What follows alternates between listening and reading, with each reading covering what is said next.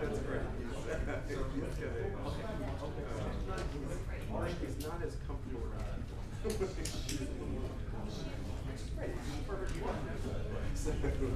But he's a great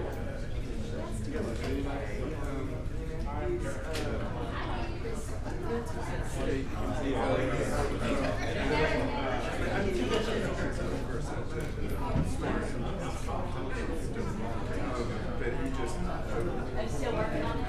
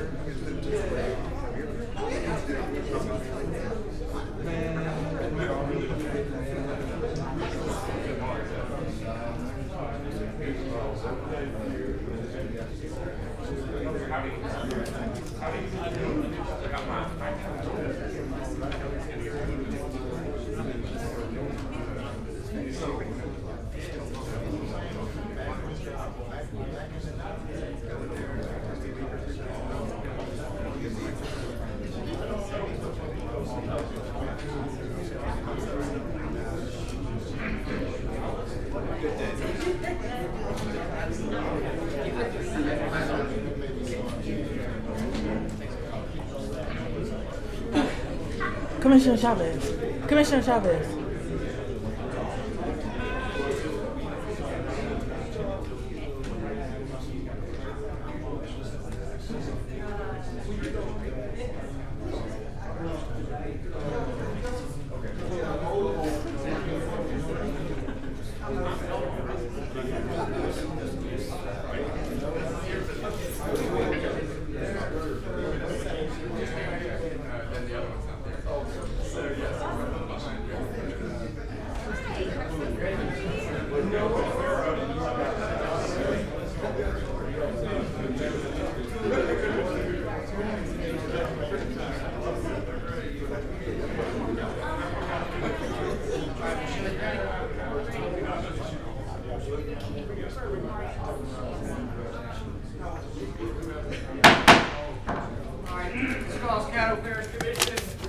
Work session agenda, February 3rd, 2020 at 3:30. Roll call, please. Hopkins, Johnson, Jackson, Young, Burrell, Hawthorne, Gage Watts, Taylor Farah. Here, ma'am. Here. Atkins, Chavez, Here, ma'am. Lazarus, Here. Epperson. Present. We have quorum. Thank you. We'll have the invocation by Commissioner Epperson and the Pledge of Allegiance by Commissioner Talaferro. Please stand. So all stand, bow please. Heavenly Father, thank you once again for another day in the land of the living. We thank you for your Son Christ Jesus, whom you sit down on the earth. He was crucified, died, and buried. The third day he arose from the grave to allow us an opportunity to participate in the tree of life. Father, we thank you for all the seniors that came before us to make this country and this city and this parish what it is today. Father, we thank you for our military and others that are serving throughout this land. These and other blessings we ask in your Son Jesus' name. Amen. Amen. Please face the flag. Civilians, render a hand over your heart. Military members, veterans, hand salute. I pledge allegiance to the flag of the United States of America and to the republic for which it stands, one nation, under God, indivisible, with liberty and justice for all. Thank you, Commissioner Epperson and Commissioner Talaferro. Do I have any agenda additions? I have none. I see no agenda additions. Moving on to citizens' comments. Citizens who wish to address the commission must fill out a comment card and forward to the president or the clerk of commission. Thank you. Comments by any citizen will be limited to 3 minutes. First citizen I have is Bill McCollum.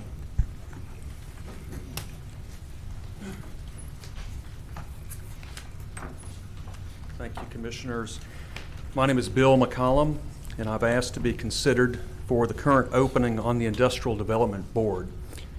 Commission President Chavez suggested that I appear to you today to make an introduction, as I'm personally I'm personally unknown to all but one of you. My district representative, Commissioner Atkins, knows me on a professional level. I do not have a resume of personal relationship with any of you. I was not solicited by any commission member or any member of the Industrial Development Board, nor have I lobbied any of you for this position. What I do possess is a strong resume of education, relevant experience and expertise, along with a willingness and a heart to serve. I am not here to seek personal recognition or gain. I have no political aspirations. So what is my story? I was born in Shreveport, graduated from Caddo Magnet High School. I left Shreveport in 1988 to enlist in the U.S. Army. At the end of my 4-year enlistment, I relocated to Texas to complete my undergraduate studies at Baylor University. Upon graduation, I began working in international banking in Houston, Texas, and I subsequently earned a Master's of Science degree in finance. I am one of the young adults who left Shreveport, vowing never to return. My mantra was Shreveport is my birthplace and Houston is my workplace. And I was very proud of that saying. But life happens. And after my wife Lacey had the second of our 3rd children, we made the fateful decision to return to Shreveport and sacrifice career for family. I have 25 years of finance experience in various capacities, to include banking, insurance, investments, and business development. My banking experience includes loan origination and underwriting of complex credits.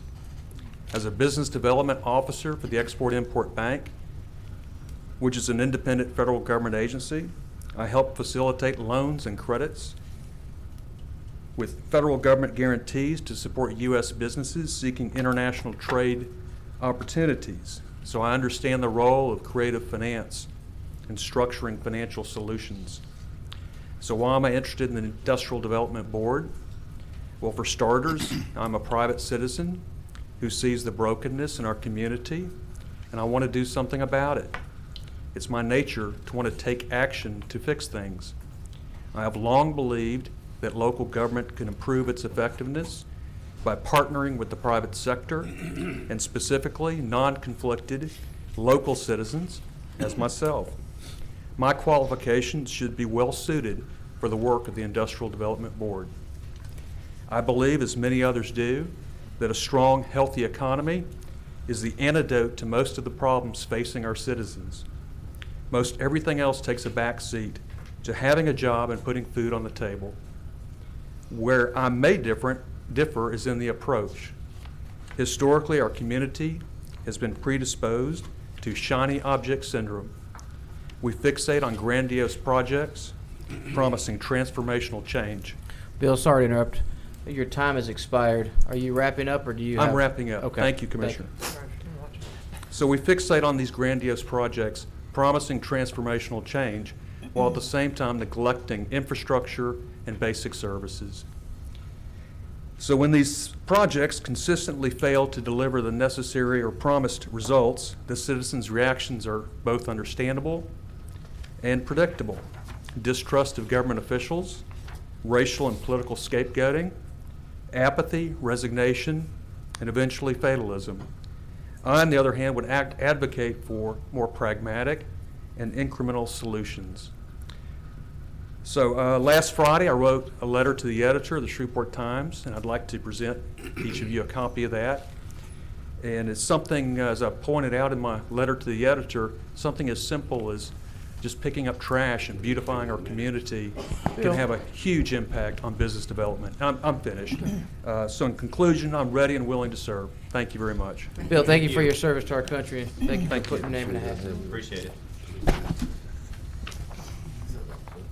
Mrs. Laura Alderman.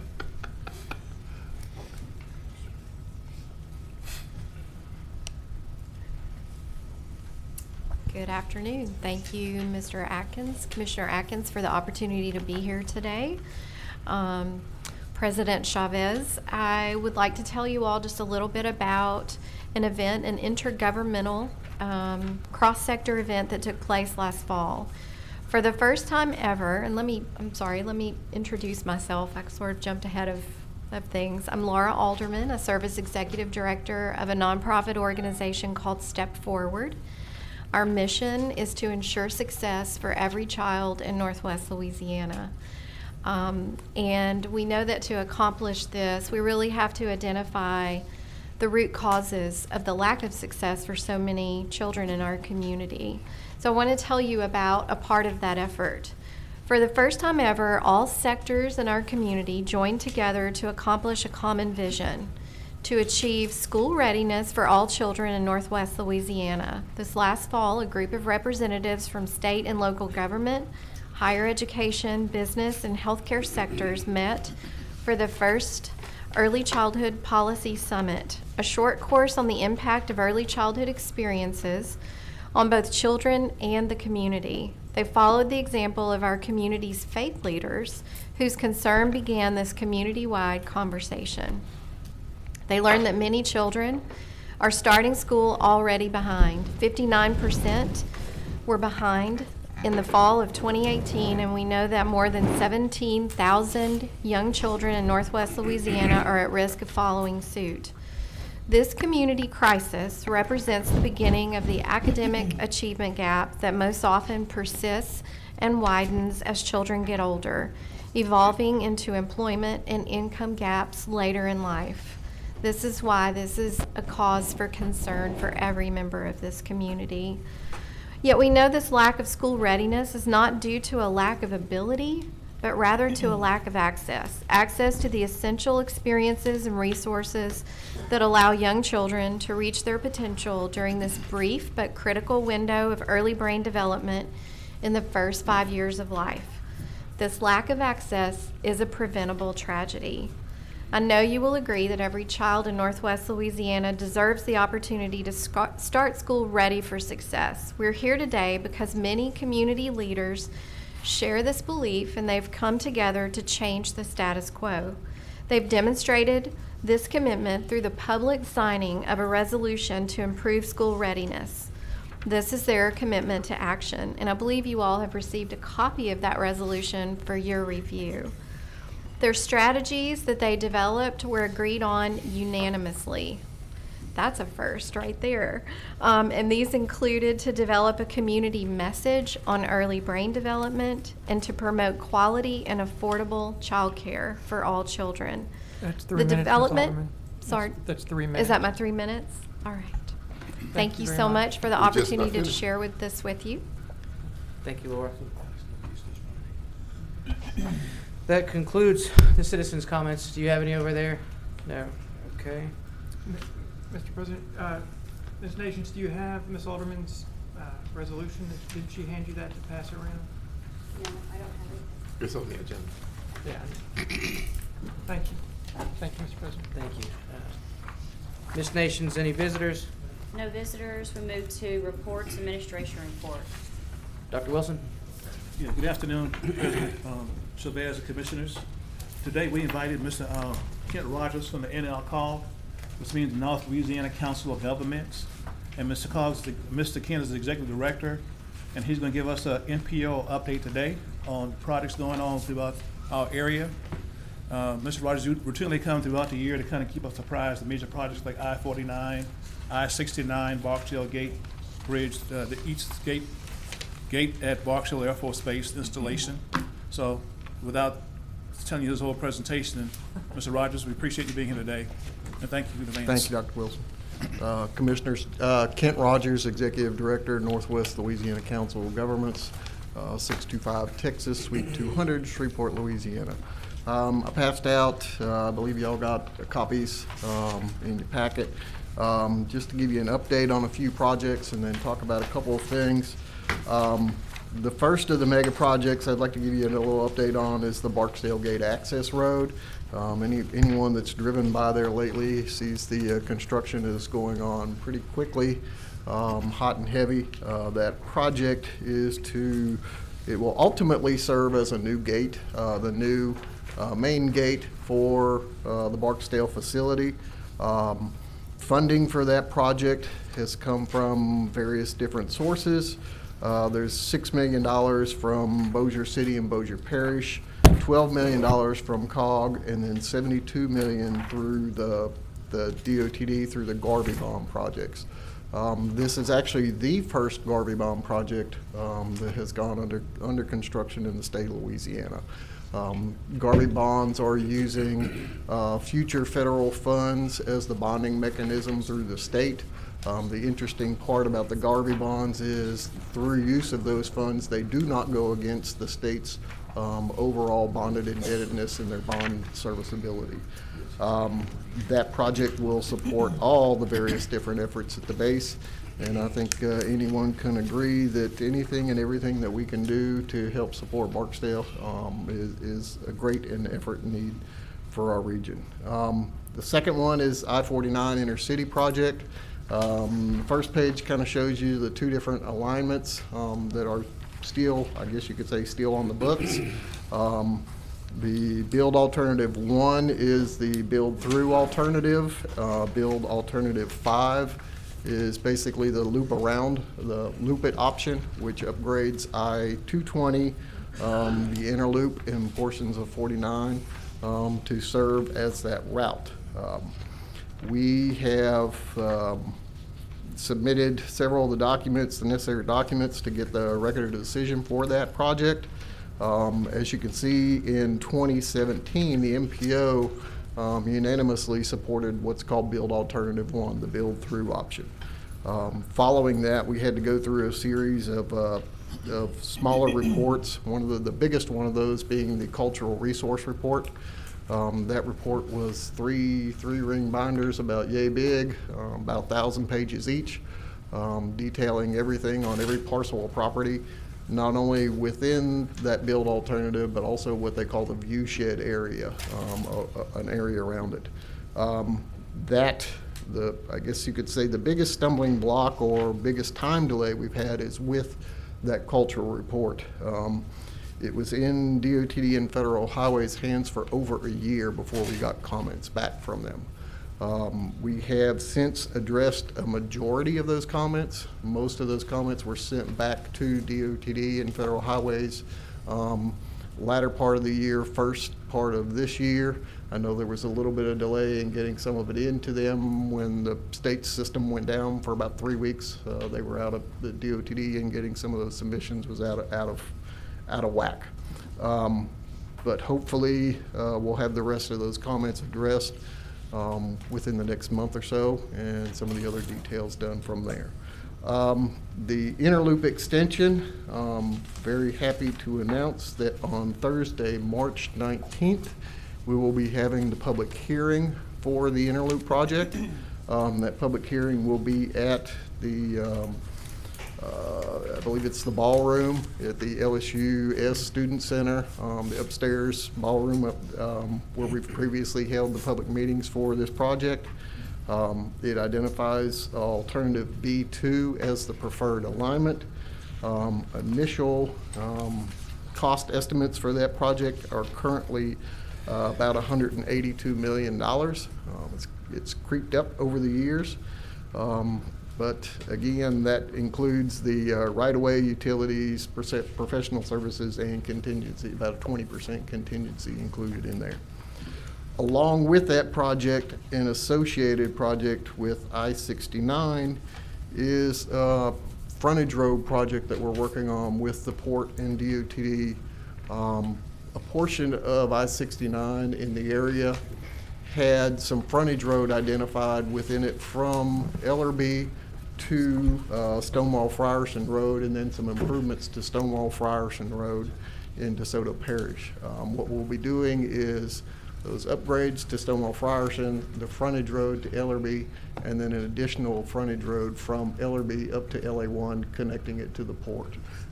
This will help provide some access and relief out from the port area. A lot of the reason that project is coming to light now, we had some earmarks left over from several big earmarks that we had received over the years for our I-69 project. The state had, not the state, but Federal Highways had indicated they were going to do what they call a sweep, which was come in and gather up all those little bitty pieces and parts of other projects that were left over, sweep them up and rededicate them to other projects. We sat down with the state and said, hey, can't we do something? Can we grab these monies and keep them in place, do something? One, get something in terms of I-69 on the books, but also on the ground for our region. It helps with two things, because one, it gets us a piece of 69 on the ground, but it also helps push some of the issues that we've had with Texas in terms of I-69, because their stance has always been, the state of Louisiana's not doing anything anyways. Why do we need to focus on the portion from Stonewall over to Tenaha, Texas? Well, this will put a stake in the ground, put a sign on the ground, and get the rest of that project moving. A couple of other projects and programs that we also work on. One is it's called the Regional Highway Safety Coalition. It's a cooperative agreement, a cooperative endeavor between us and state police, state highway safety commission, all the local EMS, fire, police, and whatnot. A lot of it is education and outreach for safe driving and driver behavior and changing attitudes with driver behavior.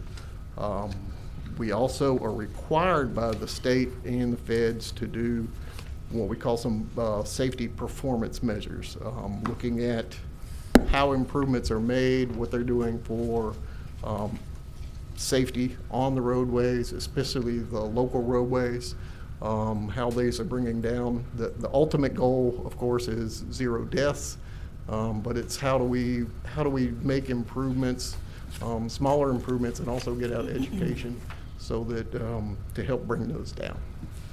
Excuse me. And lastly is the Regional Watershed Program. I previously talked with y'all about the Regional Capacity Building Grant Program that us, CDC, and LSUS will be heading up. Somehow, I'm not sure how it happened, but kind of fell through the cracks. There was a resolution to go along with this in support from the various parishes within Region 1. We need to get that back on the agenda and get it passed whenever we possibly can. Thank you, Kent. Commissioner Burrell, do you have a question? I do. Well, Kent, it's good How you doing? seeing you again. I thought we had lost friendship there. I called your office Oh, all no. the time and hadn't been able to talk to you. But the question that I have, as you know, back in 2007, I reintroduced the I-49 Inner City Project. Yes. Back in this area. And the funding for that project, I think I put $3 million in there for the study, and then we went back and put another $1.4 million in, I believe, or $1 million. Roughly Should be that, around yes. $4 million. Yes. Correct? I think it's 4.25 or something in that range. Okay, give or take. My question there is, what is the status of that fund? How much do we have left? Because this project has been pushed out a number of times for whatever reason. There's, I'm afraid that without looking at it, I want to say there's maybe about 250 grand of that left. The additional work that DOTD and Federal Highways is asking to be done, we've indicated to them that for all intents purposes, they have not put up any money for this, and if they're going to ask for us to do this additional work, then they're going to have to fund it. and they don't seem to have a problem with that. With that 4.25 million, only 0.25 is still remaining, is what I'm hearing you say. There may be a little, let me rephrase it. Of that, that's what's left that's not obligated already. I mean, there's portions of Providence's contract, which has the other sub-consultants under it. That money's obligated. Do we It's have not, enough money there may be. Do we have still- enough money to finish it, is where I'm going No, with this? no. But DOTD has indicated that they will put up whatever it takes to get it done. Okay, my final question to you, I was there in Baton Rouge at a Mississippi Valley conference. I was talking to the Secretary of Transportation, Sean Wilson. Yes. And I was, I guess, sort of on him about this project not moving ahead. And I asked him why. And what he told me was that 9 of the 10 things that they needed was still undone. Do you know anything about that? No, no. Okay. Yeah. Well, I'll follow that I up. will tell you that there's a few of the smaller technical reports that have not been completed and submitted, but that they don't complete those until Federal Highways and DOTD says, yes, this is the final preferred alternative. And until they say, yes, build 1 or build 5 is the final preferred, those reports won't be completed because you only do those on that final. So are you clear then that whatever he's telling me about is not something that we need and we are not aware of? I'd have to look and see what he's referring to, but I wouldn't there's nothing outstanding in terms of what's required within our study work or reports or technical reports or whatnot that they're supposed to submit and to get done. Unless they've come up with something completely different that we've never heard of, no, they're all being taken care of. Okay. Thank you, Mr. President. Thank you, Commissioner. Commissioner Young. Hi, thank you, Mr. Rogers. That's me. I'm Commissioner Young. I have a question about your driver safety initiative that Yes. has the small improvements. Yes. There's an improvement that I'm interested in my district. Okay. It borders District 3.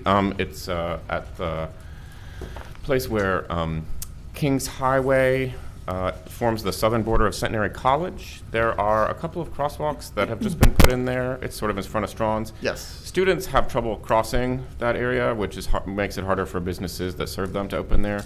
I was just in New Orleans, and they have crosswalks there that are lit, and they have a sign that says, "Yield to pedestrians, state law." I'm sure it's the same law here. Yes. Could we get stuff like that for Yes, there's our actually college students? there's actually a program that funds a lot of those. What we've been doing is going through the 4 major parishes in our region: Caddo, Bossier, Webster, and DeSoto, looking at the local streets, looking at those various types of things that need to be done. One of the programs it used to be called Safe Routes to Schools. Now it's Safe Routes to Public Places. And some of the safety funds, that's what covers a lot of those types of projects. And we're putting together a big list for them of, here's the ones we need done in our region, and kind of prioritizing them. Great. Well, so I think Centenary deserves some priority on that list, so please consider it. Okay. Thank you. Thank you, Commissioner. Mr. Rogers, thanks for the thorough report. And I did have one question on the preferred alternative for 3132 on the alternate B2. Yes. A lot of citizens, they always contact us after legislation is passed. And I wanted to get ahead of the power curve on this one. I noticed that you mentioned on March the 19th, you guys are going to have the Ballroom conversation. Just so the public knows, is this the preferred route that has been chosen 100%? And when you're inviting the citizens to come out and talk about this, what exactly are you welcoming? What information? Yes, there'll be an extensive, I guess you could say, PR campaign beforehand. The formal public notices will go out roughly the February 19th or before. We cannot hold the public hearing till 30 days after that initial notice goes out.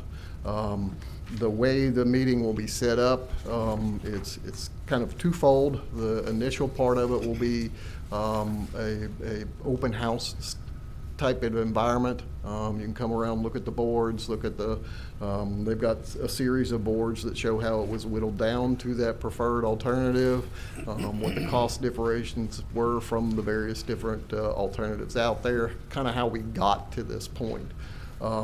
There'll be a spot where they can give written comment, and there's a spot where they can actually go to a court reporter. But at the end of the meeting, there will actually be a formal, microphone. You can ask a series of questions or comments. Because it's listed as a public hearing on those, it's not a give and take question and answer period. It's more of we take your comments.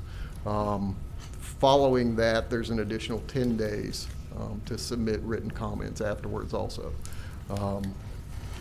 Technically, it's still listed as, the document is still listed as the final draft. It won't be considered final until after the public meeting and after the public hearing to take into consideration all the comments that come back from the public. And again, as with all these projects, it's ultimately Federal Highway's decision as to yes, no, build or no build alternative. As far as we're concerned, this is the preferred build alternative for the project. They can still come back and say no.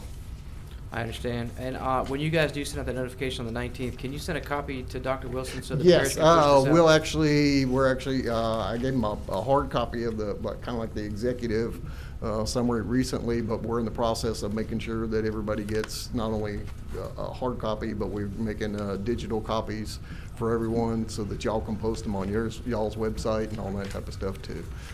Those should be made available, I would assume, by the end of this week, knowing that it has to get advertised in the paper and everything by the 19th. Thank you. Commissioner Atkins. Thank you, Mr. President. Mr. Rogers, thank you very much. Of course, that April 19th, the proposed date, I think is a commission meeting date, so there is a bit of a conflict there. But we can work around it since it goes till 7. But if you're not free to speak of this, just tell me so. But how does that 3132 extension, that B2 preferred option, how does it interface with 12 Oaks and the Bayou and was it Esplanade, the development? There's still some issues that align with the last two plat submittals that Mr. Larkin made to the city.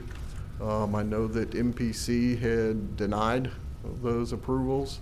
I know that the city of Shreveport ultimately overturned those and allowed for his development to move forward. That happened at roughly the same time frame that that this final draft was submitted to Federal Highways and DOTD. So there's kind of some, a lot of that will be made part of those public comments and part of that public comment process on that. The rest of it basically wraps around the backside on the backside of 12 Oaks, but the bayou will be between it and 12 Oaks. Wraps around the edge of that, and then makes its way down to, I guess that's Leonard Road, and then ultimately the I-69 road. Okay. So we're still working things out with Esplanade? Yes, they'll, not quite sure how those lots will be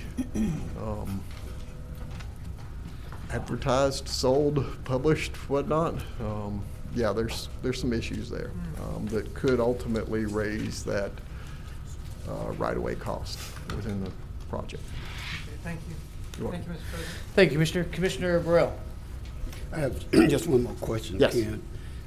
We established a north-south account for funding I-49. Correct. I know it was, for the north part, we was funding the part to Arkansas, but that my question is that fund still intact?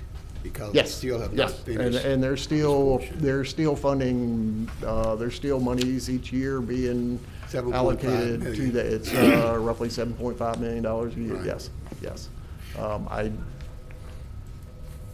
I do not believe they bonded out any of that. We've asked them over and over to hold off on doing that specifically for this project. Well, But any my- additionals that would have been allocated to that account from that point on would still be available. Well, my concern is that account doesn't go away, because when I was there was some talk, I know with now Senator Kennedy, used to be treasurer, that they were going to maybe dissolve that account and add it to the South. And if they do that, the money will be used to fund the southern portion No, before we finish I- the northern portion. I have, You don't? you haven't I don't heard believe that anything? will happen. Okay. No. Thank you, Mr. President. Thank you, Commissioner. Sure. Mr. Rogers, I see no other commissioners on the board. If you got anything left to add? If not, No, thank you for coming thank down. y'all for Yeah. everything. Hey, Ken, I just had a question regarding Commissioner Atkins' question about Explanade Yes. development. Does the state have the authority to expropriate land if they need it? Yes, they can, the state can do And it's a state project, right? it is listed as a state project, correct? Yes. Thank you, Dr. Wilson. Ken, thank you for coming down. You're welcome. Thank you, Ken, Mr. appreciate Wright. it. Okay, President Chavez, Commissioners, you should have at your station a copy of the legislative priorities for 2020. Please review this, and if you would, get it back to us by Thursday, so we can come up with a final document, unless you want us to edit this one. And also, on the 21st of February, we have tentative schedule of a legislative luncheon that we are going to invite everybody to kind of further highlight our concerns with our legislative delegation about what we need. So that'll be 11:30 on the 21st at the Petroleum Club. So please let us know your availability so we can have a head count of those who will be attending. Also, at your stations, you should find a 2019 year-end expenditures report for the Parish Small and Emerging Business Program. The ordinance required I provide you this report once a year, and I'm providing you to fulfill the requirements of the ordinance. I report on how well we did last year with respect to our goal. Okay, that being said, I don't have anything else unless you have something for me. That concludes my reports. Thank you, Dr. Wilson. Thank you, sir. Moving along, we have commission remarks, communiques, and reports for other items related to work session agenda. Vice President Johnson. Thank you, Mr. President. Dr. Wilson, it's back to the Yes, sir. report. Kind of moved too fast on that one. What is the overall goal percentage-wise for the small and emerging business percentage? I think we have a goal of 25%. And so is that 25% per department as well, or just Yes, sir. 25% overall? We look at 25% per department. Then we also do an overall summary. And some of the departments are meeting that expectation and some are not. Okay. By virtue, sometimes we may not have enough companies that are emerging to apply for the business, majority of business that we do. For example, the highway road treatment program requires a lot of extensive capital investment, and you don't find a small emerging business vying for that contract because of the size of it. In the past, we looked at making it smaller, which was problematic because we did that and it wasn't successful in terms of dividing that project. So you have to have all the lay down equipment and the heavy equipment to do the project, and that's usually our base ticket item for Public Works. Okay. Well, what about some of the other departments? Yes, sir. I noticed. There's a breakdown by departments. In Yeah, I the noticed report. that some of them was kind of low, like 1.3% and 1.9, 2.0. Is it because they don't have Yes, sir. contractors in that particular Yeah, area? considering that the 1.9 you just mentioned is the commission clerk's office, they don't need a lot of stuff. I mean, so the expenditure is not that high. Well, it ought to be close to 100% then, they don't need much. Office supplies, I mean, okay. All right. We'll work on trying to get that one a little bit better. Yes, sir. When we get our new clerk, see what he can do. Okay. It's a goal. We try hard to meet the goal, but sometimes we are challenged to get companies to sign up for that program. You know, we do our best to, but a lot of folks don't apply for it. So we have just a small amount of people applying for a small amount of work, basically. Right, and I think we probably should try to do a little bit more, because we're getting like new companies coming in and they don't know how to do business with the parish, do business with the city. And so you get some of the millennials that's forming companies that would love to put in a contract to try to get this done. So I wouldn't say that we give up on it. No, so we're not going to give up. Okay. Matter of fact, we do participate in a lot of business expos.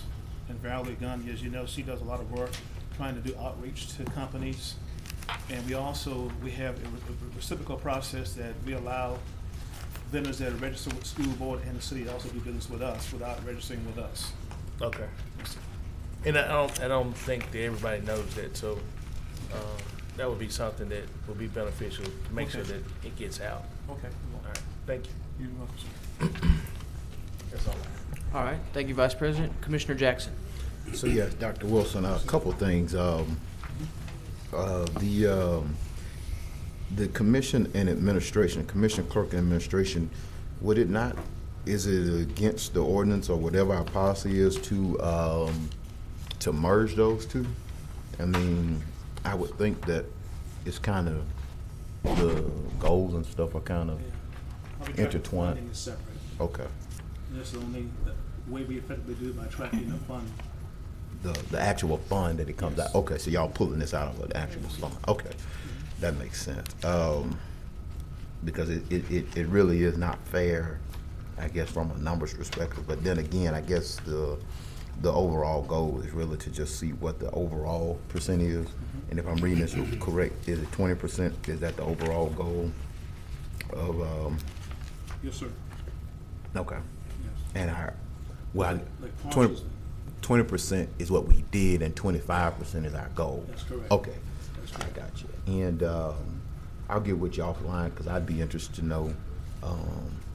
I don't know if the ordinance requires us to give a location, but I'd be interested to know location-wise where we. Location of the businesses? Yes, where we're doing. I don't have to have specific addresses, but if we just had like a city and state of where they are, I think that would help. I think this is good information.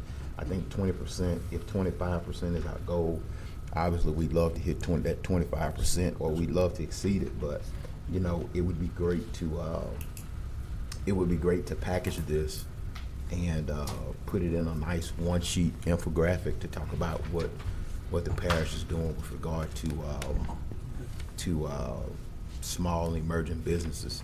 And also, maybe at our next meeting or sometime in the very, very near future, we could have Eric and Attorney Malone come down and talk about where we are and what's the next steps of our disparity study that they are doing with the port. So I think this would run kind of right aligned with it.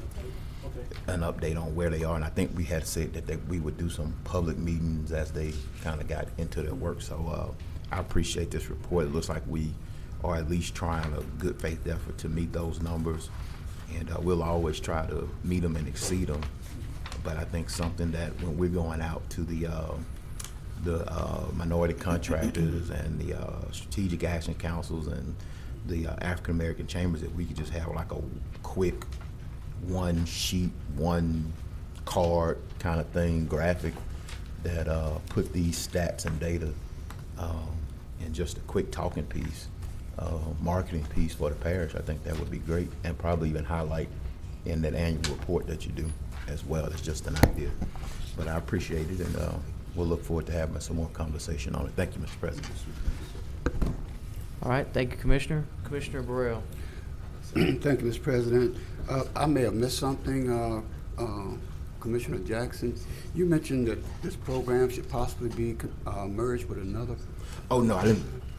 I wasn't saying the program. I was asking should the department commission clerk be merged with administration, but they indicated that the funds that they come out of are different, not the program. Okay, Dr. Wilson, on this particular program, is it totally administered through the administration? The Economic Development Committee has nothing to do with this? So the organization has an ordinance that outlines our purchasing practices, and this is carried out through the administration, our purchasing manager. With the expectation, the goal is to try to reach small and emerging companies, Right. to get them to develop. And we solicit their applications with our organization upstairs, so that we'll go ahead and know who they are, and then try to track the amount of work that they get from the parish and keep track of it. And this falls under purchasing? Yes, sir. Well, the purchasing. Thank you, Mr. President. Thank you, Commissioner. Commissioner Atkins. Thank you, Mr. President. Dr. Wilson, I support our goals here in small and emerging business. I think I know you've worked hard to maximize our small and emergent business spend, but the numbers just indicate how challenging it is to find, in a competitive environment, to find small and emerging businesses that have all the skills and capabilities that we need to do all the work all the work and goods and services that we require. So I encourage us to continue to work at that, but I will continue to resist any effort to impose any legislation that would cause us to fall under certain federal mandates or anything of that nature. I support us being in the competitive marketplace, trying to find small and emerging businesses and lift them up and lift our spend up. But I want to keep it all competitive without a government overlay on top of it. Thank you, Mr. President. Thank you, Commissioner. Commissioner Cawthorn. Yeah, thank you, Mr. President. This is for the administration. I guess I need to retrieve another copy of the legislation itself that outlines the small and emerging business to see what is the definition in that piece of legislation that describes what is a small and emerging business. Secondly, we can get this offline also, in that definition, is there a breakdown of categories, whether a person is African American, whether they're female owned, whether they're a disadvantaged business with revenues under a certain dollar amount. I don't know if it offered that specificity, but if we get offline, I'd like to take a look at it and then present, like you did this time, present it as a whole, and then break down those different metrics. And I also want to address Commissioner Atkins. When you said you would resist us being under any federal mandate, I'm a little confused in terms of what would you be suggesting to that? Can I have a part of that? Absolutely. Yeah.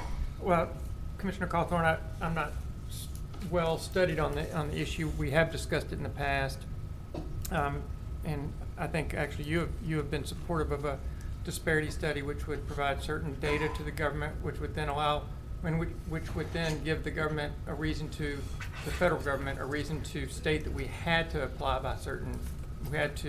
comply to certain mandates. That's what I don't know the details of. I think the logic that you're leading toward could be a little incongruent. So that's why I was posing the question. I don't. If my understanding of the situation is right, I don't see my logic as being incongruent. But that's we all have different views. I understand. I was just trying to get a better understanding, because to the extent that we are as a commission body are pursuing these efforts, and we're getting the numbers that we have, we are challenged in and of itself. So I don't see the necessity to have an overlay of a mandate when there's a challenge in terms of finding the people to actually participate in the program. It's what I was trying to allude to. Okay. I think we may be saying the same thing. Yeah, we'll talk out loud. Okay. Oh, thank you, Mr. President. Thank you, Commissioner. Commissioner Jackson. Yes, Dr. Wilson. Are these all parish-specific departments, or does it require us, or is it anybody that goes, because our purchasing department handles purchasing for other agencies, is that correct? I think so. We don't handle purchasing? So the cost of medical services at CCC or pharmaceuticals at CCC?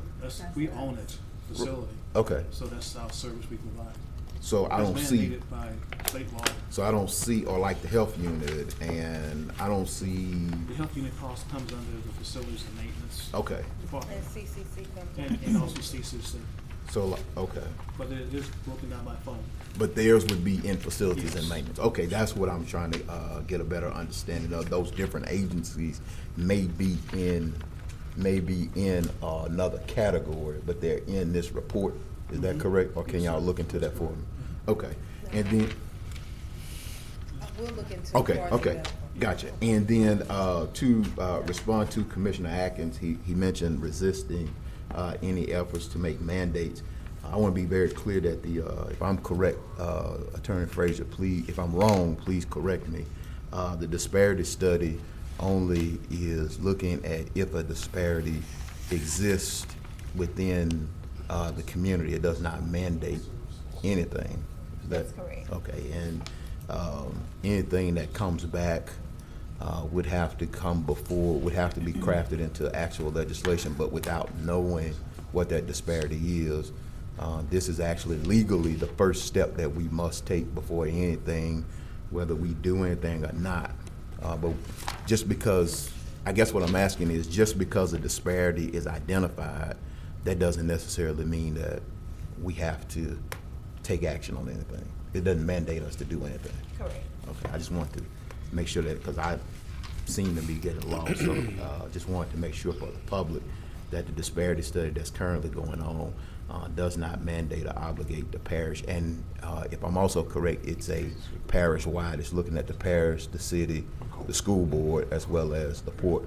So it's a parish-wide look at things. So it's nothing specific to the parish of Caddo itself. So I just wanted to be clear and on the record on that. Thank you, Mr. President. Thank you, Commissioner. Commissioner Epperson. Ms. Frazier, could you research and see if there's a state or if we have a parish statute relative to intimidation or threats to elected officials? And if so, does it encompass also the same toward an appointed official? That's all I have. Thank you, Commissioner Epperson. Commissioner Burrell.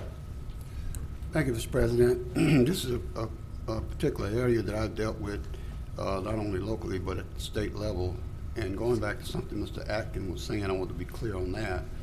If it's a project that involves the federal government, if it's a joint project, they already have a requirement. Unless it has changed under this administration, because prior to this administration, it had at least a 10%, if I remember correctly. That wasn't what I was referring. I wasn't referring to specific projects. I was just referring to specific mandates by the federal government that might affect. But if it's a federal project, Point of order, guys. Let's stay under commissioner remarks under this initial communiques. It would be under related work session agendas. So for the communiques that we're currently on, it's in regards to commission remarks under the agenda items. So I think this debate. So what you're saying that what had been talked about concerning this is not Correct. There's no agenda item on here in regards to what Commissioner Atkins and yourself are having the conversation on. I was getting a clarification with Commissioner Atkins. Are you saying that his statement is not proper? I'm going to do a point of clarification, guys. We're supposed to address the chair and not each other. I don't want us to go into 2020 addressing each other and get used to that, because if we get to the situation where we disagree on items. I'm not disagreeing with him. What I'm saying is. Well, you can answer it. Right. I don't want us to get in that just familiarity zone of doing that. So I'd rather we each speak our own piece about the agenda addition or the agenda item, and then we go from there. However, if Commissioner Atkins would like to clarify offline, I think that would be beneficial, just to move the conversation along as opposed to getting back on that. Okay, if that's okay with you, Commissioner. I'm trying to be clear. I'm not trying to be obstinate. If you're saying that you need to answer my question, then I don't have a problem with it. But if you're saying that he can't. He cannot. He cannot. Not right. Not currently. Not under this agenda item. Well, let me do this then. Let me address, I guess, the administration. Whatever this falls under in terms of the parish, if it's an ordinance or whatever? Could you give me some information on it? Yes, sir, we will. Gotcha. We'll make sure Thank you, everybody Mr. get a copy of the ordinance that talks about how the ordinance works. Well, I'm trying to come up to snuff. I'm trying to come up to snuff on parish business. I pretty much understand the city side and the state side. I just don't understand the parish. Thank you, Mr. President. Thank you, Commissioner. Commissioner Epperson for the second time. Mr. Chairman, okay, so would you state that my request should not have been, at that point, should it have been under item 12? Yours was actually perfect, but you could do it either there, but we gave a second issue. We changed the agenda to include at the very end as well. Okay. So you could do it at either one. Okay, all right, But, I just wanted to make sure. Okay, well, I understand that now. Historically, we haven't allowed commissioners to debate with each other under communiques. It was more a platform to advise the public and ask for requests for information from the administration. Is that a debate, Mr. Chair? Just a point of clarification. Is that a debate or is that a clarification? You can't clarify something that another commissioner said? I'm trying to see what the protocol is. I think we would allow, but in this scenario, it was gathering more and more headway between different commissioners. So I think an offline conversation may be beneficial for that specific topic. Okay. Yes.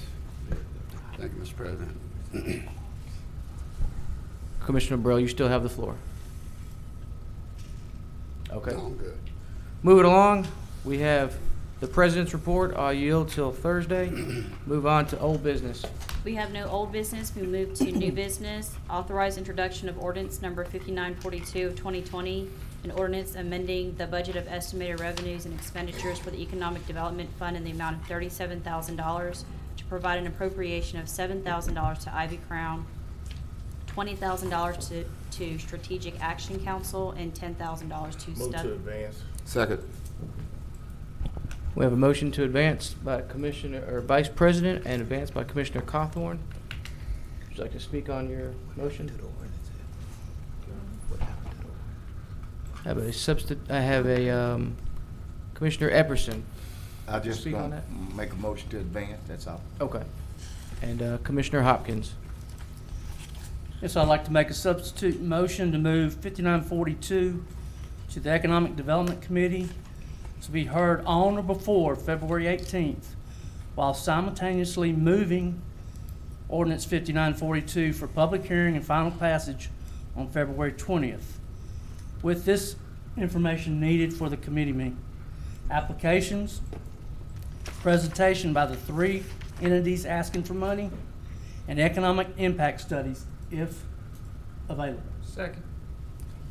All right, I have a motion and a second. Commissioner Hopkins, would you like to speak on that motion? That should explain everything. All right. I see Commissioner Young. Thank you, Mr. President. I was just trying to pull up this PDF, but it doesn't work on my screen, so I couldn't read it. Thank you. Commissioner Vice President Johnson. So, just trying to get a point of clarification here. So, you're moving to advance still, but you also want to have a economic development committee meeting between that time. And in such case that the committee meets and then will then recommend it back to the body, or they just meeting to hear the presentations? No, I think this, excuse me. Are you asking me a question? Well, I'm asking the president, and then the president can ask you, All right. or however you want to do it. Commissioner Hopkins, you can clarify on that. I think it would be advantageous for us to go to committee with the information, since we've got at least 5 new commissioners. And not everyone sits on economic development, but this will allow them to come to the meeting, hear the information, and make a decision for that 20th meeting. Okay. This would not slow the process down at all. It still would be introduced, and we have that 2-week period to at least have a commission economic development meeting. Okay. That's all I want. I'm good with it. Okay. Commissioner Jackson.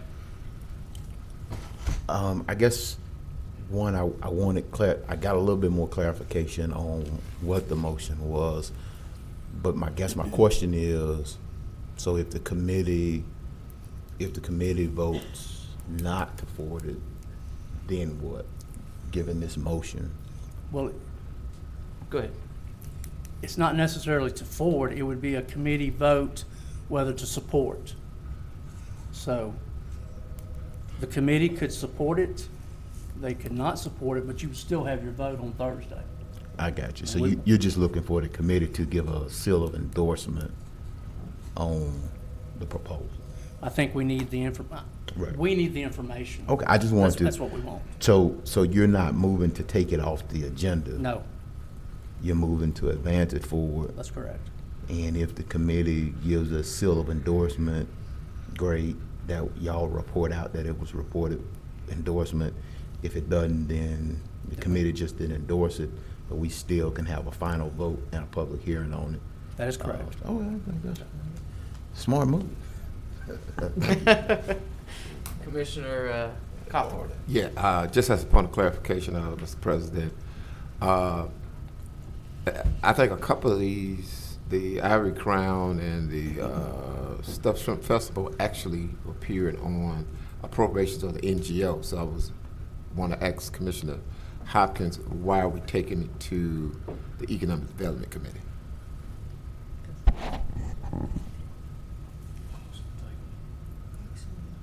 Because it says in here the expenditures for the Economic Development Fund under 5942. The money's coming out of the Economic Development Fund. It should be coming out of. You had a couple of these, Ivory Crown and Stuffed Shrimp, that had an application in, and which was delayed in terms of it being voted on last January. I mean, in 19. So as a result of that, we brought it forward. Now, the Strategic Action Council would come under the Economic Development. So I don't know if you want to vote on these things separately or you want to keep them all in the way they're listed down. Since you had the substitute motion. From what it looks like, well, I mean, we're taking all this money, the $37,000 is coming out of economic development. Is that correct? Yeah, that's coming out of economic development. Which I think the stuffed shrimp fits better than NGO. Okay. All right, thank you, Mr. President. Thank you, Commissioner. I'm going to make a quick comment. We're almost done with the committee assignments. Commissioner Atkins, you will be the chairman for. Just want to guarantee that you'll be able to call the meeting to get that in order before it gets back on the agenda. Mr. President, I'm happy to call the meeting, although I must agree with some of the statements that are being made. I'm not sure that all of these belong on that agenda. Some are more appropriate for NGO, I believe. So I'd like us to work that out and send these organizations to the proper committees to vet them. Okay.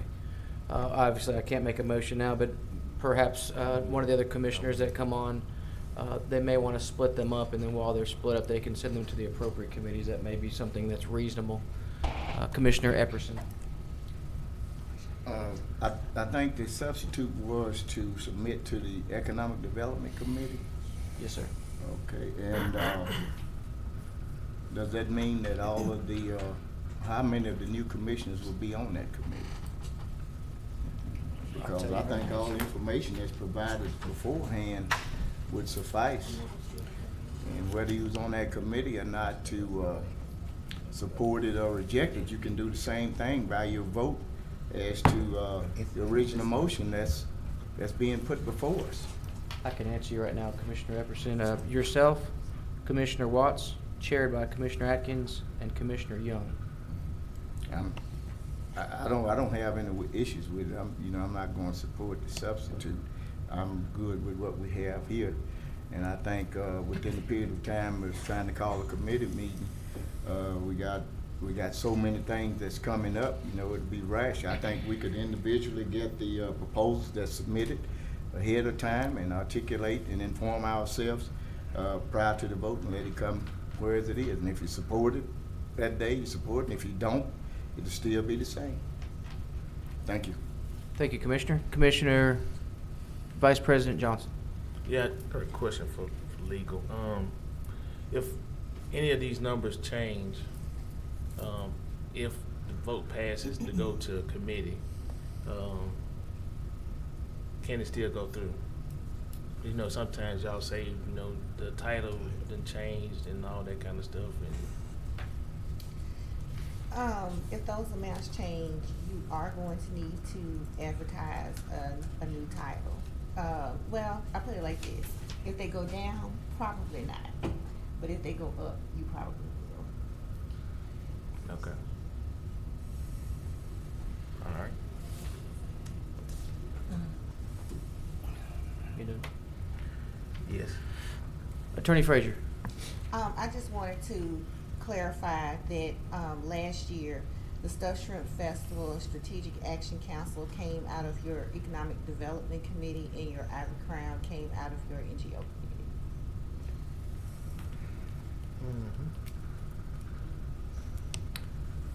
Thank you, Attorney Frazier. Commissioner Hopkins. Attorney Frazier, it can be amended on the floor, day of final passage, is that correct? On final passage, yes. So it could be amended for a up number at that time?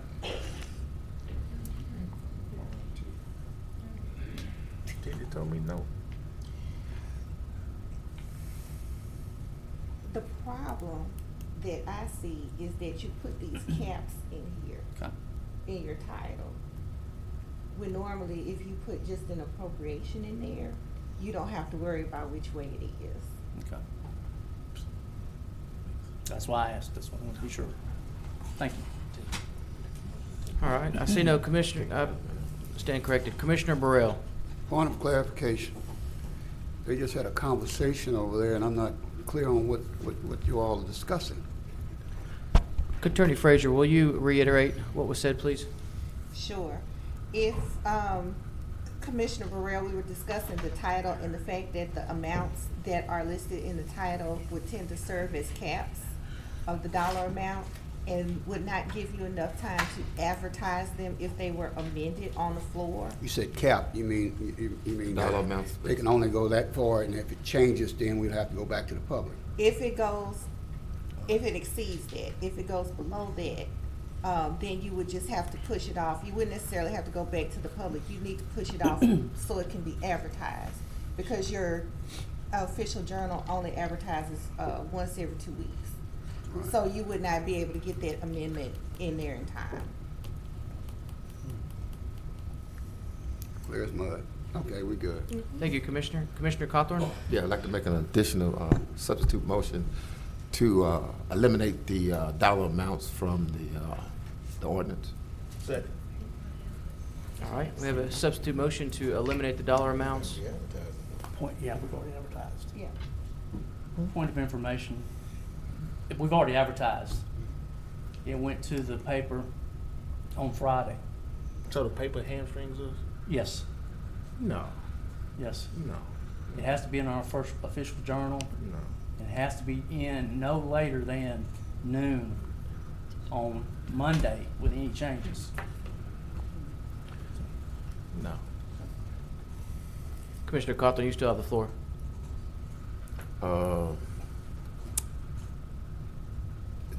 So, Attorney Frazier, what challenges does his comment just pose us? Commissioner, what I would suggest that you may want to do is you may want to come back. Go ahead and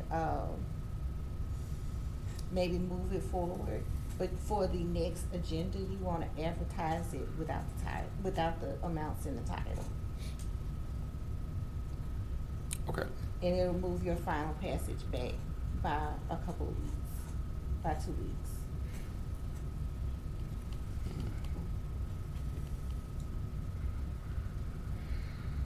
Okay. All right. Thank you, Commissioner. Commissioner Atkins. Given all the confusion associated with this agenda item, we might consider, in our votes, we might just consider voting it down and bringing it back in a more in a way that's structured in the way that we like to see it structured. How the authors would like to see it structured. It may have more chance of passing structured in a different manner with the funding coming from the appropriate, or with the better match between the funding agency or the funding entity and the nonprofits and the proper wording in place. It sounds like things have gotten pretty confusing on to what that substitute motion might look like. Just a thought for the body. Thank you very much. Thank you, Commissioner. Commissioner Vice President Johnson. Thank you, Mr. President. So basically what I'm just hearing is that we just come to this work session to either vote something up or down. We can't change anything on this work session. Actually, you can check, if you recall, this is something we go through with agenda additions, because you can't do the agenda addition for the ordinance for the publication reason.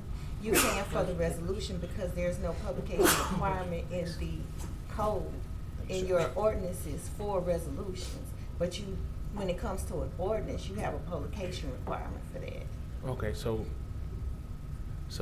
I understand for agenda additions, but if it's already on the agenda and we make a change to it.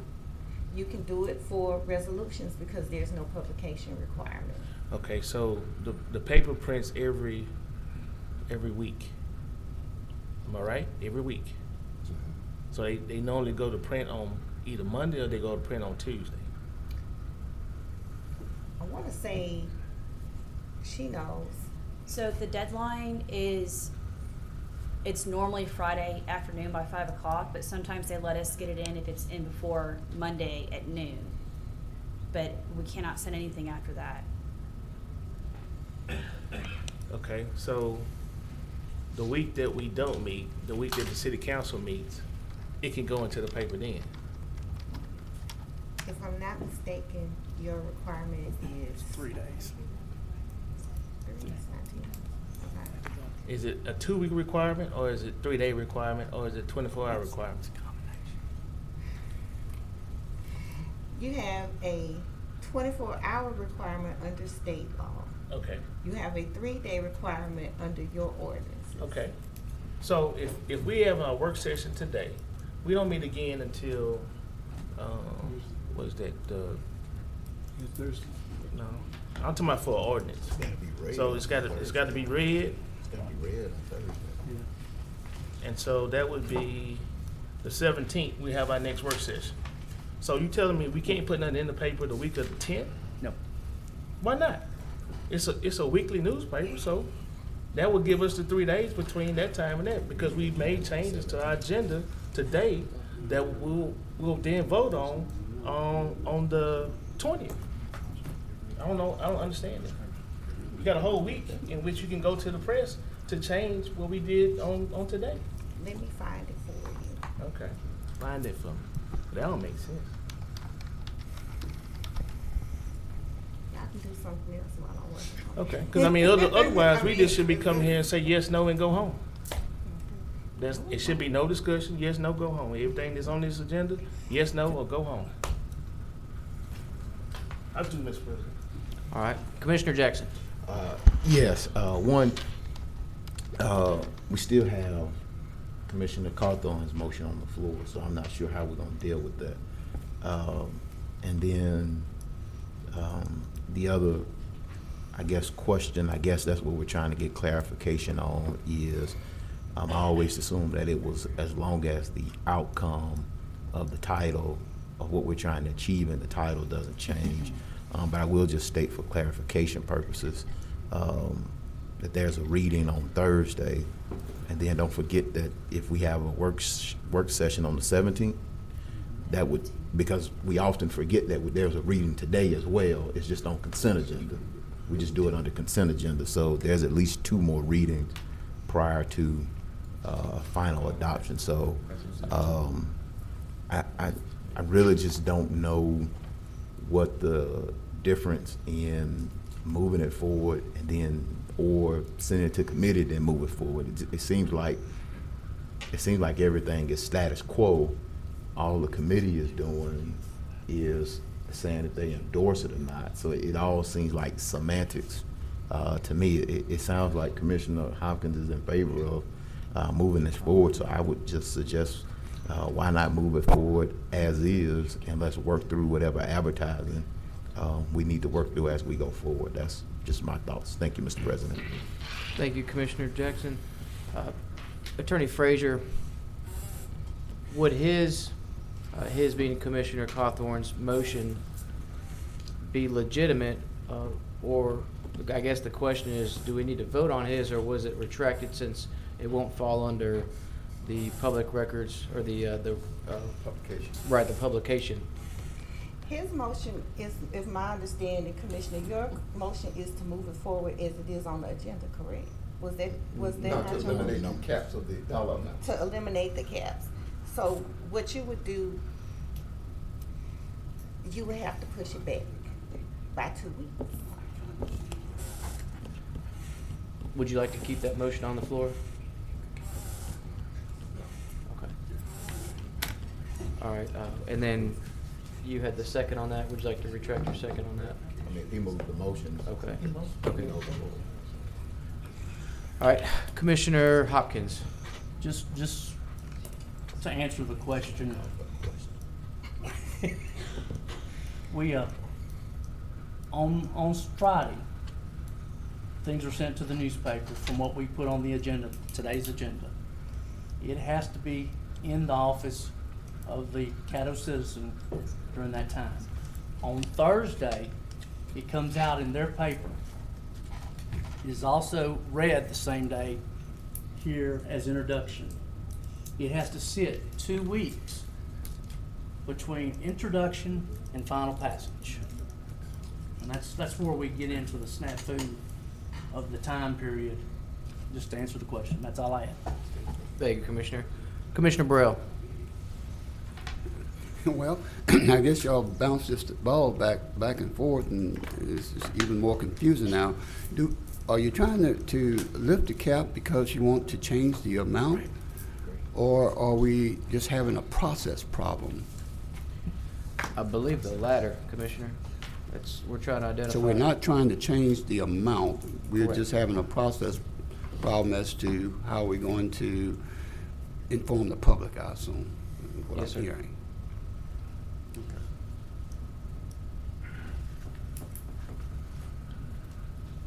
Commissioner Vice President Johnson.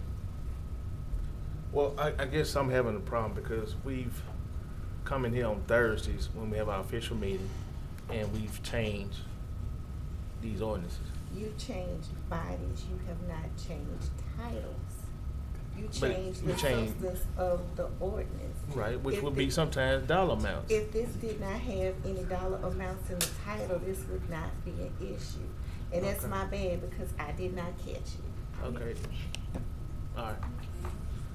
So everything is the title can't change, but the body can change. Even though all of it is in the paper. No, on top. All this ends up in the paper. All we talk about ends up in the paper, but okay, I'm good. All right, I'd like to make a motion. Commissioners, I'm going to try to attempt to clean this up real quick. We'll keep the substitute motion where if it gets voted on to move the Economic Development Committee for the Strategic Action Council and the Stuffed Shrimp Festival. And my motion would be to move the Ivy Crown to the NGO. If I can get a second, I'll explain. Second. All right, thank you. This would merely be because of the issues with the bank, the funding of where it's coming out of. I know there was a statement about Ivy Crown came out of NGOs last year.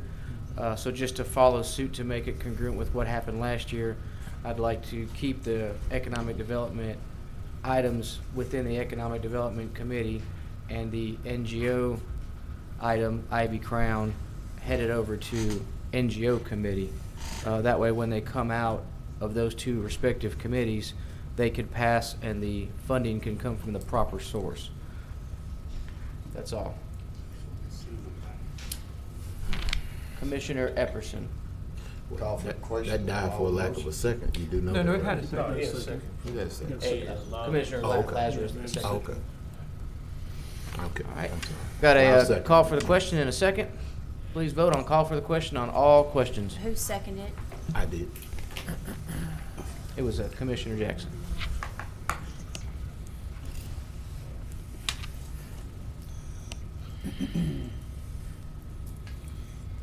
All right, and that passes 11 with one out of the chamber. All right, so first we have the substitute motion of mine with moving to the respective committees. Please vote.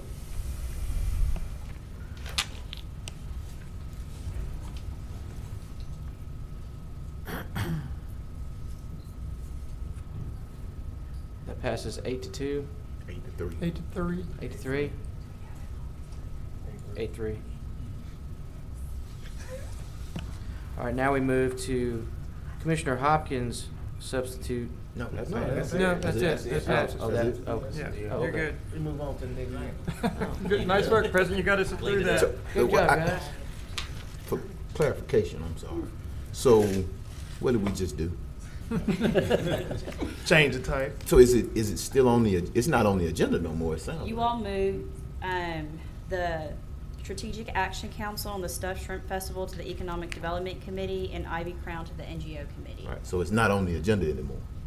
Okay, that's what I wanted. All right. Thank you. All right, moving along. Change the type. Ordinance number 5943, an ordinance amending the budget of estimated revenues and expenditures for the Economic Development Fund in the amount of $20,000 to provide an appropriation to legal services of North Louisiana. Move second. Got a motion from Commissioner Epperson to move to Thursday and a second from Commissioner Jackson. Commissioner Epperson, would you like to speak on your motion? No, sir.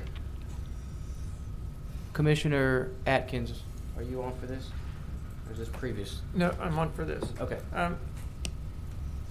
I would like to propose a friendly substitute motion that we change the words Economic Development Fund to NGO, not NGO Fund.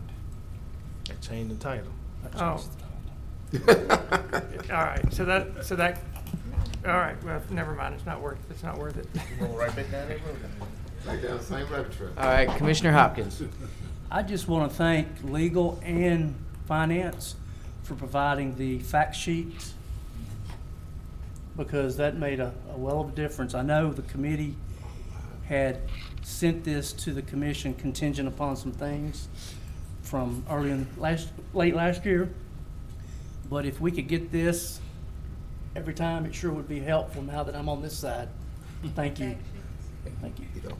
Thank you, Commissioner Hopkins. Commissioner Jackson. Thank you. I was just going to say that this was actually supposed to have been a floor amendment during our budget process. I know we have some new commissioners. I don't know if y'all were in the audience, but I dropped the ball on that. And I was supposed to have made that amendment from the floor, and I forgot to make it. I do want to recognize that we have Attorney Terry Scott, who is here, if there are any questions about this particular proposal. And then I also want to point out that later on, there will be, there's an organization that will not need all of their funding. And so later on in the year, once we resolve those issues, we'll ask for some additional appropriations for it. We see this as a workforce development issue. We currently sponsor a Pathways to Prosperity Expungement Summit. And so this is in line with the Expungement Summit that we're doing. And again, I don't know if we want to suspend the rules. I don't know if she wants to come up. She's been absent from this building for some years, but she's helped to, her and Attorney Greg Landry helped to put this proposal together, and they have turned in a draft of their application. So they do have an application on file. And we'll get the final application in as soon as Attorney Landry can sign it and get it back in. And it includes a budget as well. So that's just a little background to bring you up to date on where we are with this particular ordinance. Thank you, Commissioner Jackson. You're welcome for the fact sheet, Commissioner. I see no other commissioners. Please vote.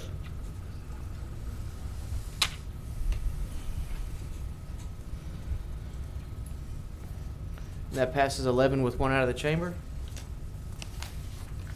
Authorize introduction of ordinance number 5944 of 2020, an ordinance amending the budget of estimated revenues and expenditures for the Riverboat Fund and the Economic Development Fund to provide an appropriation for the Southern Hills Homeowners Association and to reduce the appropriation for the Southern Hills Business Association. Make a motion to remove this from the agenda if I can get a second. Second.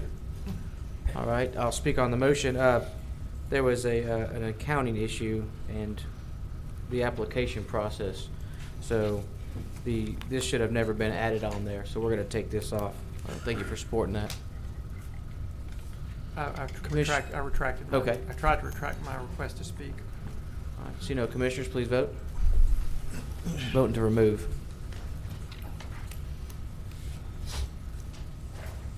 That passes 11 with one out of the chamber. Resolution number 9 of 2020, a resolution in support of fostering and promoting healthy early childhood development throughout Northwest Louisiana. So move for to Thursday. Got a motion from Commissioner Jackson, and who was the second? Commissioner Talaferro? Commissioner Jackson, would you like to speak on your motion? Yes, I'd like to in globo and advance to Thursday resolutions number 9, resolution number 10, and resolution number 11. So moved. Second. All right, so we got a motion to global in advance 9, 10, and 11, and a second from Commissioner Epperson. Would you like to speak on that, Commissioner Jackson? Commissioner, that's just usually what we do when ideally there are no non-controversial, so we just move them all in one swoop. That's it. I see no one in the queue. Please vote to advance to Thursday.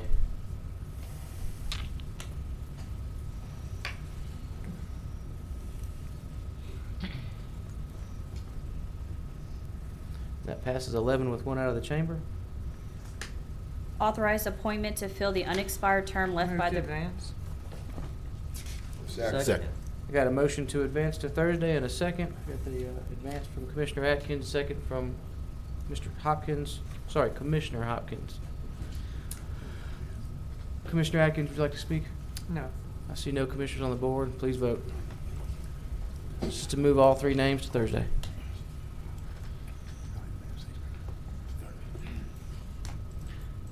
That passes 11 with one out of the chamber. Authorize reappointments to the Caddo Fire District Number 1 Board, Mr. Carlos Gibson and Mr. Ed Angel, terms to expire January 1, 2020. So moved. Second. You got a motion to advance to Thursday from Commissioner Hopkins and a second by, was it Commissioner Lazarus? Commissioner Hopkins, would you like to speak on that? No, sir. All right. Commissioner Vice President Johnson. Yes, just got a question. Are these people going back on the board? Yes, sir. These are and- reappointments. Okay, and some of them, well, is Mr. Ed Angel, is he from District 2 that transferred over to District 1? Yeah, I think you are correct, yes, sir. Okay, all right, thank you. Thank you, Commissioner. I see no other commissioners on the board. Please vote. 11.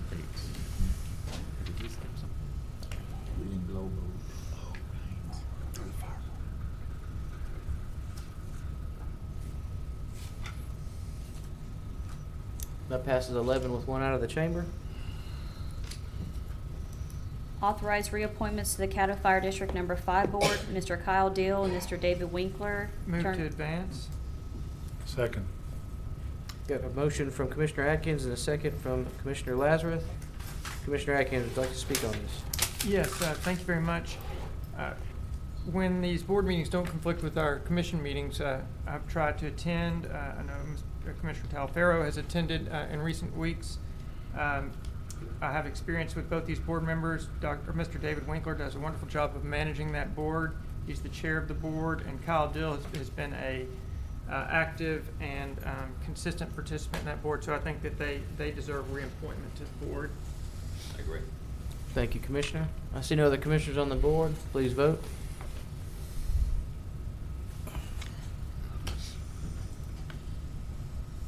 That passes 11 with one out of the chamber.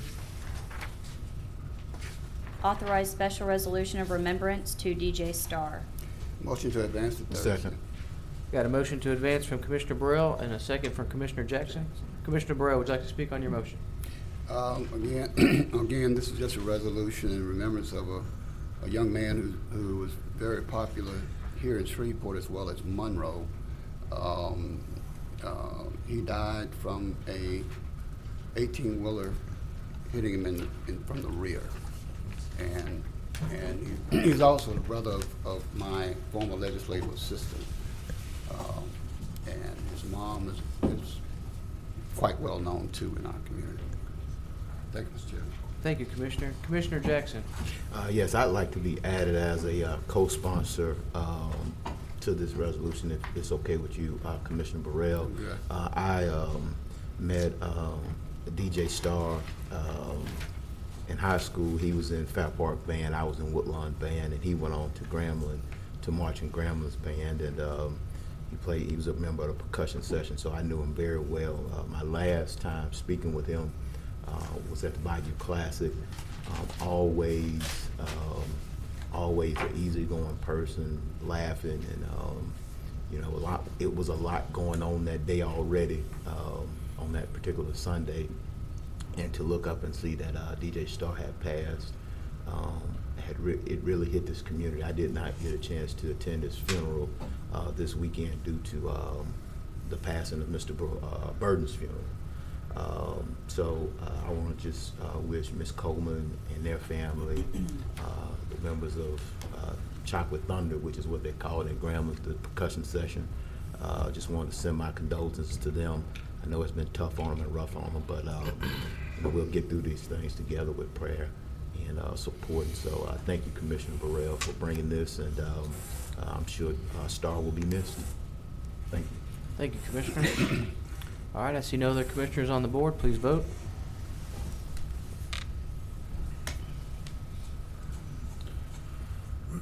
That passes 11 with 1 out of the chamber. Discuss charter review committee selection process. I'd like to make a motion that we initiate the process for the charter review selection committee, and have those names of individuals or committee put in place for the first meeting, for us to determine for our first meeting in March. Second. That's a motion. All right. I don't know if I said it right, but. I'll say, the chair will second that. You want to explain or expand on that motion? Sure. The charter requires us to have a 4-year charter review. And every 4 years, I guess we submit names. Is it the president of the commission or somebody formally charges them or tasks them with the charter review process. I believe the administrator and parish attorney serves as ex officio members of that committee. And so just wanted us to go ahead and get that ball rolling, because if we're going to put it up, if we're going to task them with doing that review, they have to do the review. We don't want them to be rushed in their review. Then they have to get it back to us, and then we have to eventually vote it up or down. We don't necessarily have to accept those recommendations. But if we do accept those recommendations, they have to go out for a vote of the public, which means we have to get it down to the state bond commission or the secretary of state to get it placed on that ballot. And hopefully we would put it on the ballot with the most optimal voter turnout, voter participation. So that's the only reason why I'm saying we should at least go ahead and initiate the process as early as possible to give them ample enough time to do their work. So. Thank you, Commissioner. Commissioner Epperson. I'd like to ask the administration and our clerk's office if they would research information of our prior charter review. That would be an excellent roadmap for us to go by.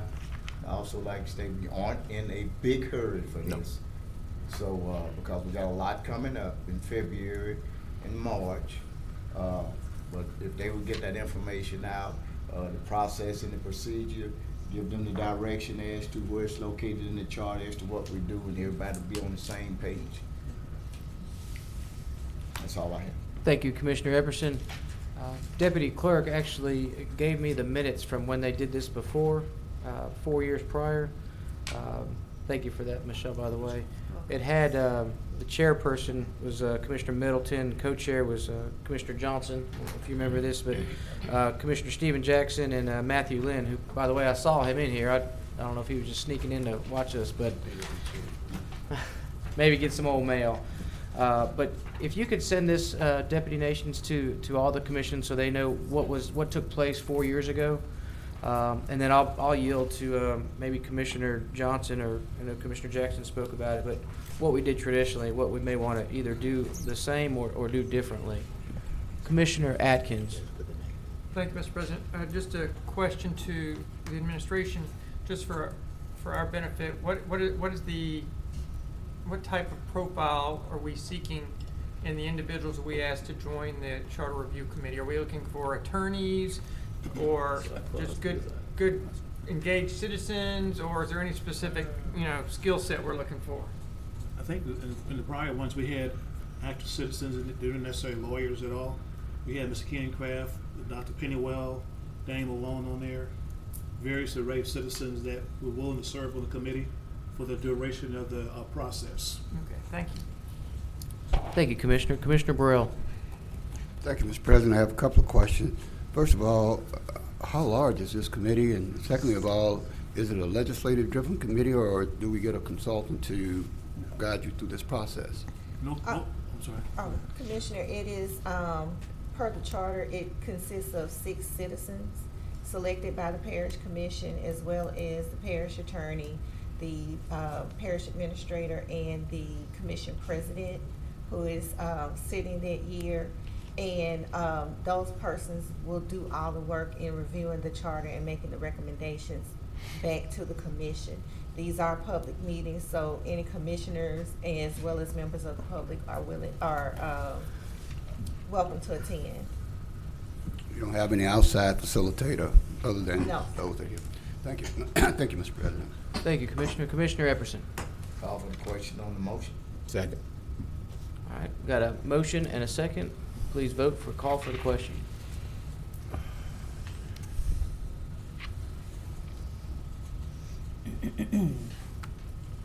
That passes 11 with 1 out of the chamber. Please vote for Commissioner Jackson's motion. What was it again? You want to, Deputy Clerk, will you reiterate? The commission to submit names for consideration for the March 5th regular session. First meeting in March. May I have one? And also provide information that was requested from the administration as well as the clerk's office. Historical information. Historical information. Okay. All right, please vote.